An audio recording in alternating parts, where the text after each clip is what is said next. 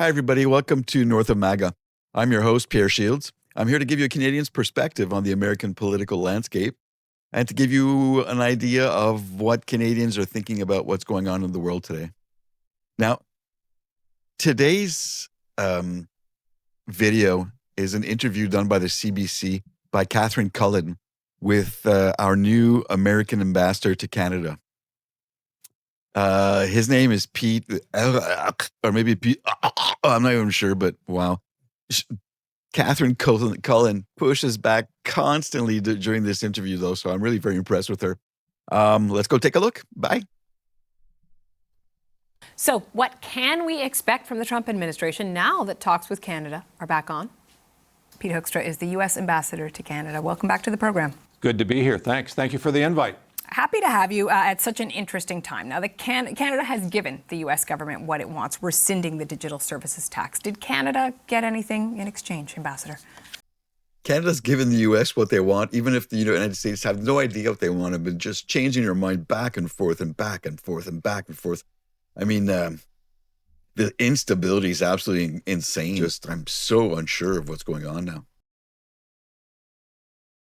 Did Canada get anything in exchange, Ambassador?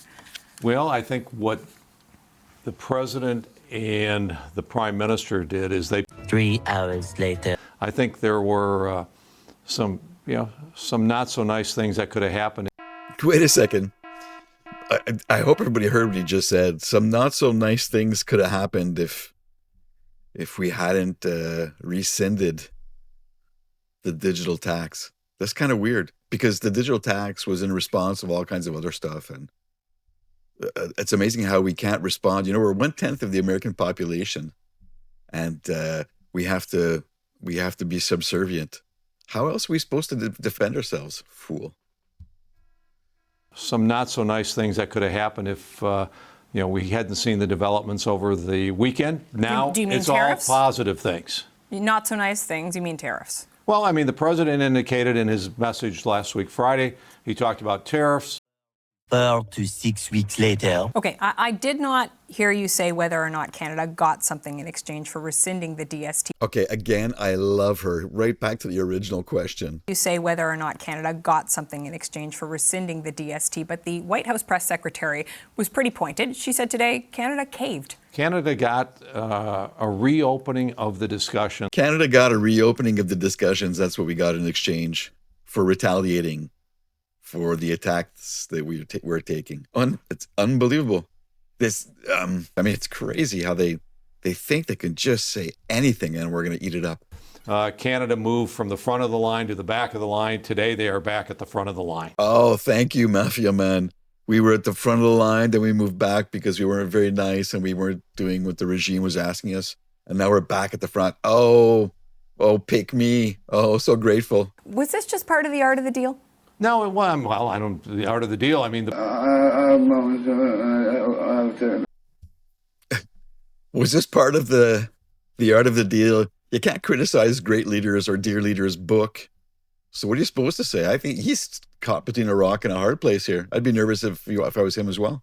U.S. President said in his interview with Fox News over the weekend that Canada is, quote, very nasty. Canada is, quote, very nasty. It's insane how this world leader just belittles people and insults them. You know, if you can't fight on policy, you'll fight on character. So we're just, character assassination is okay now, but we can't just, and it's amazing. The American ambassador is like the most senior diplomat in Canada. Don't see very much diplomatic about that guy, really, or this guy, really don't. U.S. President said in his interview with Fox News over the weekend that Canada is, quote, very nasty to deal with. How is Canada nasty, Ambassador? Well, I think Canada, I want to be very, very positive because the relationship is a great relationship. But these are the words of your president. No, I know. And we're going to be stronger after this than maybe what we are right now. It's going to be an even stronger relationship. But, what is the president thinking about? They just slapped a brand new tax on us that we've told them for months is an unfair tax.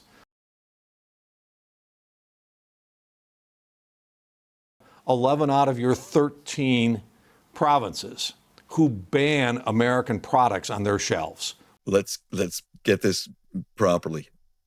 After the attacks, the economic war threats and so on, there's been boycotting from our provinces and our territories, and you're surprised?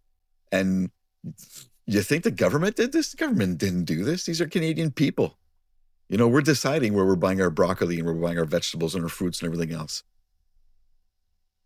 I'm sure there's, the typical American has no clue that any of this is even happening with Canada right now.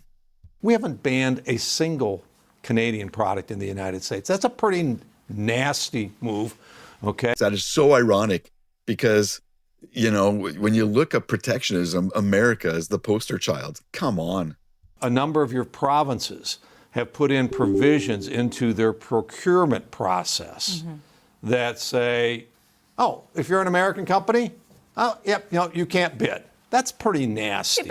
I've been stopped at the border because, oh my God, every reason was good. Do you have the lease this time for the building? Do you have this contract, that contract? Just trying to give us grief as we're going to invest money in the U.S. What a racket. That's pretty nasty. But that was in response to the U.S. slapping major tariffs on this country. Exactly right now. So responding is nasty? I'm just trying to get to the heart of this, Ambassador. Where we are today. Okay. I will accept your characterization of potentially putting tariffs in place. Okay? Oh my God, he's so gracious, don't you find? He's acknowledging our position. Now here's my position. What a complete, allegedly, dick, in my opinion. 90 to 95% of the products that we trade are USMCA compliant, which means there are not tariffs on them. Yes, I mean, I think we can both acknowledge that the road to get there was pretty complicated, but you've talked about... We simplified some of those, okay? But let's talk about the path forward, because I know you're enthusiastic about that. Donald Trump also complained in that interview about supply management, right? The access to the U.S. market when it comes to, or the Americans' access to our market when it comes to things like dairy and poultry. You would know, of course, that there is a law that is passed that hamstrings the Canadian government's ability to make concessions on supply management. You're smiling. Yeah, we're a country of laws, and we respect the laws, and we expect our politicians to respect the laws. We don't just go freestyle. We don't want a king, though ironically we do have a king, but not in the same way that you seem to be getting one. That means perhaps that there's not a lot the government can do. Do you think that stands in the way of a deal? I was part of that other group, not Parliament, but Congress, the equivalent of two systems are different, but I was part of Congress, and I understand what your Parliament said about you can't do that. I also know that at times we in Congress would do the same thing, to our president or executive branch, saying you can't do that.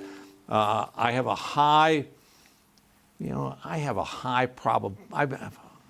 a strong belief that if we negotiated a trade, that if the Prime Minister and the President got to a trade agreement, okay, and for whatever reason it included something that Parliament said you can't do that the Prime Minister probably could find a way to get Parliament to do its will.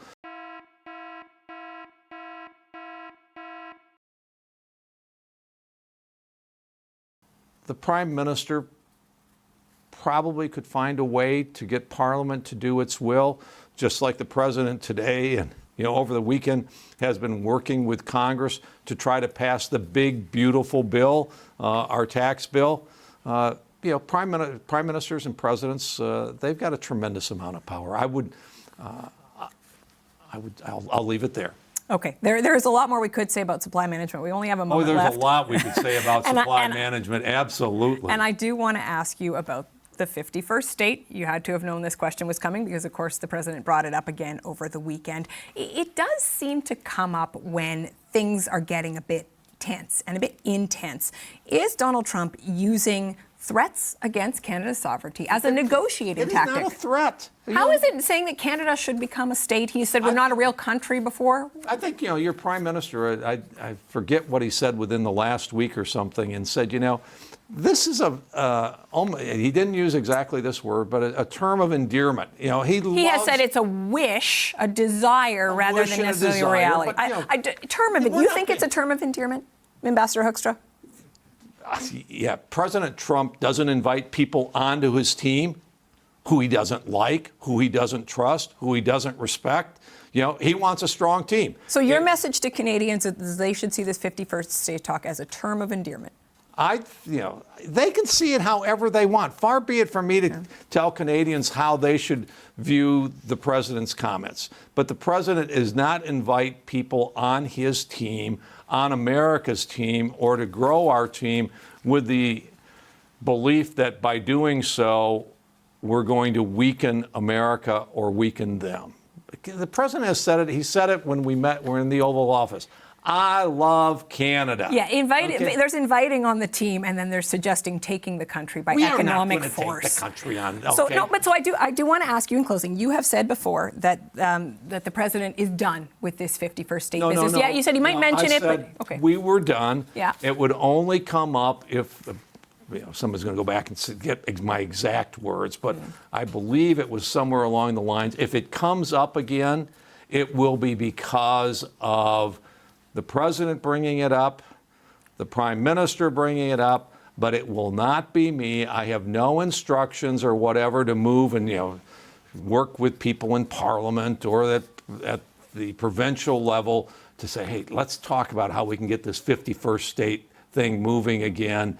And the gist I understood of what you were saying, and we can check the tape later, is that this chapter was closed. The Prime Minister seemed to insinuate that too. Do Canadians just have to live with, on the eve of Canada Day, do Canadians just have to live with this term of endearment of 51st state, as you put it? They have to live with what the president said. If they want to spend Canada Day focused on what the president said over the weekend, they can do that. The forecast is we're going to have a great day. You've got, Diane and I are finding out, you've got all kinds of celebrations and events that are planned. You're going to have fireworks. I think there's a whole lot of better things to be spending tomorrow on, to be spending on Canada Day than, thinking about what the president said over the weekend. Okay, yeah, a day to celebrate Canada's sovereignty. Ambassador? We are going to be celebrating Canada Day for the first time in Celebrating Canada's sovereignty? Celebrating Canada's sovereignty. We did it multiple times in the Netherlands. That's what we're going to be doing, and I hope that's what Canadians are focused on as well. Happy Canada Day, Ambassador. Thank you for your time. Happy Canada Day. Thank you. U.S. Ambassador Pete Hoekstra.